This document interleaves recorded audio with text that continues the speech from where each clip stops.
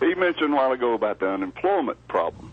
And this was a call coming to you anyway, Rick, but now that you got somebody that's brought it up, it's a fair game. Help yourself. I don't understand, and maybe he can explain it to me or something. How come if you retire from a company, say with 30 years, you're drawing a nice retirement check, what few companies will have left, and maybe even Social Security, but you can go back and work for that company without all these benefits and get a good paycheck, and then when they lay you off, you can draw unemployment. Now, that don't make a whole lot of sense to me. You know, some of these big companies right now have 30-year employees retired drawing nice checks, and most of them drawing Social Security, but yet they'll let them come back and work. And then they laid a bunch of them off here recently, and I won't name some of the companies, but you know who they probably are. And here you are sitting right here. These people are drawing 2 good checks, plus unemployment. And here's Joe Blow over here, got laid off of a good, hard-working job with 3 or 4 years' experience, and he's just barely getting by and can't get a job. I don't understand the state that would allow anybody to draw unemployment that has already retired and drawing 2 checks. You know, that don't make no sense to me. Maybe the senator can explain that. There's a lot of things in state government that make no sense, and I agree. And what you've highlighted is one of them, which speaks to why we must, not need, but why we must have structural change in the way we govern our unemployment trust fund. We have 3 retired legislators that earn over $100,000 a year running the agency right now, and they've ran the agency from an $800 billion surplus to a $500 million deficit, and they still have no answers to fix that. That needs to be placed under the governor's control. That needs to be a cabinet level position. The rules and regulations ought to be written by someone that is accountable to the entire state. You do that, and you will have a much better run agency. You will have rules that make sense, because when you have direct accountability, then you get results. Well, you know, it goes to the buddy system, too. Just take a state retiree, like you said. State retiree, you can turn around, go right back to the same job, the very same job he had with less benefits, and then when they lay him off, you got a buddy in there and say, look, let me work a few months and then get rid of me. Well, I can draw $350 a week. Unemployment. That's kind of ridiculous. That's one of the reasons why our state government costs more than most any other state government in the nation. That is one reason why South Carolinians earn less than almost everybody else in every other state. Our gross domestic product, our GDP, South Carolina's GDP ranks 46 out of 50. Well, that is wrong, and we've got so much going for us. If we play to our strengths, we could start moving from the ranks from 46 on up. The sky's the limit. The opportunity is out there, but you have to play to the fundamentals of wealth creation.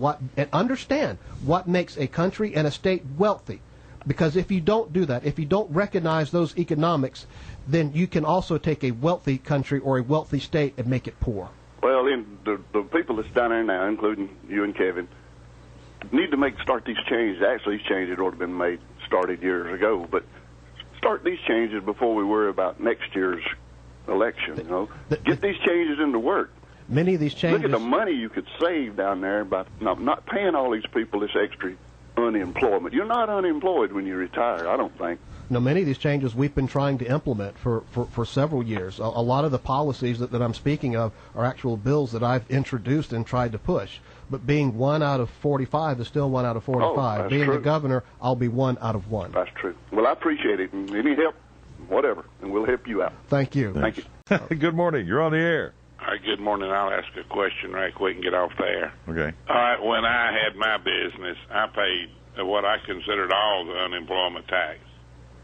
So have any left when how did we get into the hole that we're in if the employers were still paying, based on your payrolls, how much you had to pay? One of the things that happened, and this has to do, we've extended some of the benefit periods, but more importantly, when the numbers started declining, there was a push by some of the state's industries to cut the contribution rates, and so we started having less money going into the trust fund and more money's going out. We should not have done that. You still have to balance the trust fund. There has to be roughly you need $600 million in there. And when you dip below $600 million, you've got to bring that trust fund back up because it is a trust fund. Somebody's going to have to pay those monies back. And right now, it looks like the entire state's going to have to do it. We're going to have to pick the pockets of everybody to be able to replenish those dollars because borrowing $20 million, think about it, $20 million a week from the federal government just for that one fund. And so now it is a huge problem. By next spring, we're going to owe the federal government $1.2 billion in that one fund. We've got to do better. The warning signs were out there. They were ignored. The governing board ignored those warning signs. The governor raised the issue. Nobody wanted to listen to him. And now the problem is being compounded on a weekly basis. Well, when I closed my business down, I left over $250,000 down there, credited to my, we got statements every so often. That's right. And I received similar statements in my business. Yeah, that's what I'm saying. So I don't understand where it went from employers keeping the money there and the taxpayers putting the money there. Of course, you've explained it. So yeah, the way you calculate your contribution rates was changed, and there were some people that believed, hey, we've got a wonderful surplus in there. Let's go ahead and deplete it all. Evidently they did. But, well, listen, I appreciate it and appreciate you coming up here chatting with us. Thanks, you. Appreciate it.